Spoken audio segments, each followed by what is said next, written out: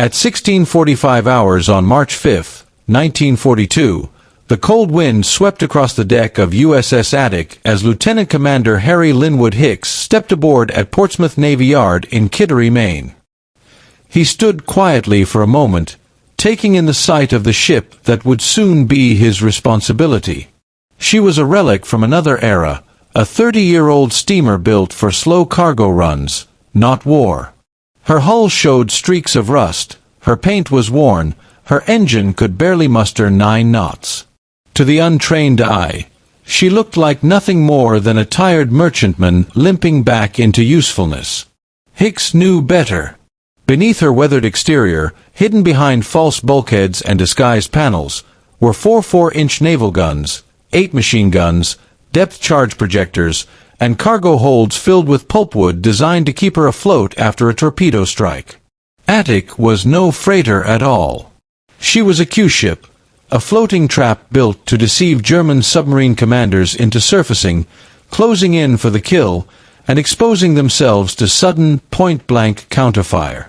She was known publicly as SS Vil Franca of Portuguese registry.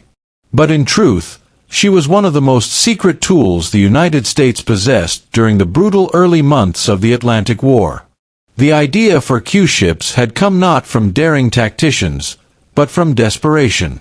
President Franklin Roosevelt had casually suggested the concept to Admiral Ernest King on January 19, 1942, as German U-boats continued to tear Allied shipping apart faster than America could protect it. King interpreted the comment as a directive. Within weeks, he quietly authorized the conversion of 5 civilian vessels. There were no press releases, no public records. The entire program was hidden behind a wall of secrecy so tight that not even standard Navy requisitions could trace the money. Workers at Portsmouth tore open decks, installed gun mounts, built collapsible panels, and concealed weapons with astonishing speed. In just 3 weeks, the old steamers were transformed into decoys meant to bleed the U-boat menace dry. But everyone involved knew the truth. These ships were slow. Their armor was non-existent. Their crews were green. Their odds were terrible. By the time Atik prepared for her first patrol, German U-boats had unleashed a nightmare along the American coastline. Operation Drumbeat had begun in January 1942, and within weeks tankers and freighters were burning within sight of vacation beaches. Cities refused blackouts because they worried about tourism revenue. Navigation lights glowed like beacons. Ships sailed alone and fully illuminated, following predictable routes as though peace still reigned. It was a hunter's paradise. Between January and March, German submarines sank 137 Allied ships in American waters while civilians watched the destruction from boardwalks and beaches. Oil slicks washed ashore. Bodies drifted in. The U-boat captains called it the second happy time, and to them, America had never looked more naive. Still, the Navy hoped these disguised vessels could change something. USS Eagle, the smallest Q-ship, sailed first. She found nothing, broke down repeatedly, and eventually was withdrawn. USS Asterion, Atik's sister ship, followed soon after. She patrolled hard, but like Eagle, she encountered no submarines. USS Big Horn lasted 6 weeks on station and saw not a single U-boat. The Germans had learned from World War I and were wary of lone merchantmen that behaved a little too perfectly. The trap simply wasn't working. But Hicks believed in the mission. A career officer from South Carolina and a Naval Academy graduate of 1928, he was quiet, disciplined, and respected. He had spent years on destroyers and cruisers, mastering naval gunnery and tactics. He trained his men relentlessly in the 3 weeks before deployment, rehearsing the dropping of the false panels, the quick firing of the hidden guns, and the silence required when playing dead. His crew was young, mostly in their 20s, some barely older than boys. They knew they were sailing straight into danger, and yet they boarded Atik willingly. On the afternoon of March 23, 1942, Atik eased away from Portsmouth. The air was crisp, the sky clear, and as she passed the breakwater she looked exactly as intended: old, slow, harmless. The crews who worked on her conversion watched from shore, knowing their craftsmanship would soon face the ultimate test. None of them would ever forget that moment. 3 nights later, Atik was alone roughly 300 miles east of Norfolk, Virginia, moving steadily through moderate seas beneath an overcast sky. At the same hour, a gray shape stalked her from below. U-123, commanded by Captain Lieutenant Reinhard Hardegen, was on his second Atlantic patrol. Hardegen, just 29 years old, was already one of Germany's most skilled submarine captains. He had sunk 9 ships on his previous missions and had been awarded the Knight's Cross. He and his crew were confident. Their orders were simple: conserve torpedoes, use deck guns whenever possible, and keep the pressure on the panicked American coast. At 1,700 hours, his lookout spotted smoke.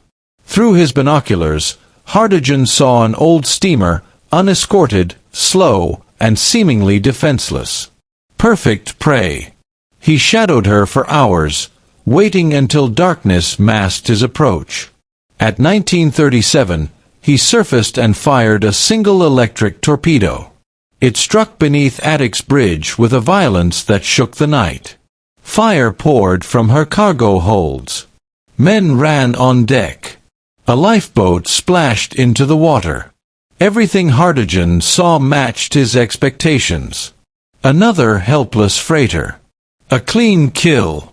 But Harry Hicks had been waiting for that moment. As U-123 maneuvered to finish the job, Atik suddenly came alive. Panels crashed down. Guns swung outward. Machine guns erupted in flashes of light. The first salvo fell short, the second wide, but the sudden eruption of fire stunned the German crew. Rounds pinged across the conning tower. One gunner hit Fähnrich zur See Rudolf Halser, the midshipman on watch, who collapsed with a mortal wound. Hardegen reacted instantly, ordering full speed and an emergency dive as shells exploded around his submarine. The Q-ship had revealed its teeth too quickly, firing before the German vessel was fully exposed. Still, the surprise had nearly worked.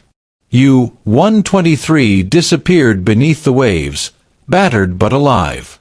Now the hunter became cautious. He circled underwater, probing for weaknesses. Atik burned in the darkness, her crew struggling to fight fires and maintain power. At 21:29, Hardegen launched a second torpedo. It slammed into Atik's engine room, killing the boilers and sealing her fate. The lights went dark. Her engine died. She began to settle by the bow, drifting helplessly. Hours passed. Hardegen waited, watching as lifeboats launched and men abandoned ship for real this time. The sea was turning savage, the wind rising. Just after 22:50, a final explosion ripped through Atik. A fireball lit the sky, debris rained down, and when the glow faded, the ship was gone.